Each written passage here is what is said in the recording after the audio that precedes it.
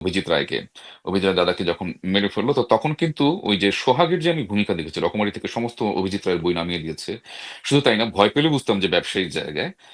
আমি একটু ভিন্ন প্রসঙ্গে যাচ্ছি, কিন্তু দর্শকরা হয়তো ভাবছেন যে কেন। আমি আসছি পর্যায়ক্রমে। তো অভিজিৎ রায়কে মারার পরে তার সমস্ত বই রকমারি থেকে চলে গেল। তো ফারাবি নামে একটা ছেলে আত্মস্বীকৃত, সে সে বলছে যে সে খুনের সাথে জড়িত বা এরকম কি কি যেন সে বলছিল, তার ভয়ে হরহরি কম্পমান। আমি বুঝলাম যে ঠিক আছে, তাও শেষ, খুব নিরীহ মানুষ, ভয় পেয়েছে। কিন্তু যত মুক্ত চিন্তার লেখা, যত ভালো ভালো বই আস্তে আস্তে সব সেখান থেকে নামিয়ে দেওয়া হলো। এবং যত ইসলামী চিন্তা ভাবনার বই, সেগুলোকে উৎসাহিত করা হলো রকমারিতে। সেই থেকে আমি কিন্তু রকমারি বয়কট করেছিলাম। আমার তখন লেখা যে ছড়ার বই আদম ভুনা ছিল, আমি ওদেরকে ইমেল করেছি যে আমার বইটি আপনাদের ওয়েবসাইট থেকে নামিয়ে দিন। বলেছে, ভাই কেন? আমাকে আবার ইমেলে রেসপন্স করেছে। আমি বলছি, সেটার উত্তর আপনাকে দিয়ে আপনাকে আর লজ্জিত করতে চাই না, আপনি অনুগ্রহ করে আমার বইটা নামিয়ে দিন। আমি কিন্তু সেই মৃদুল, আমি তখন বই নামিয়েছি, আর অনেকেই নামিয়েছেন হয়তো, আমি কিন্তু রকমারি থেকে বই নামিয়ে দিয়েছি।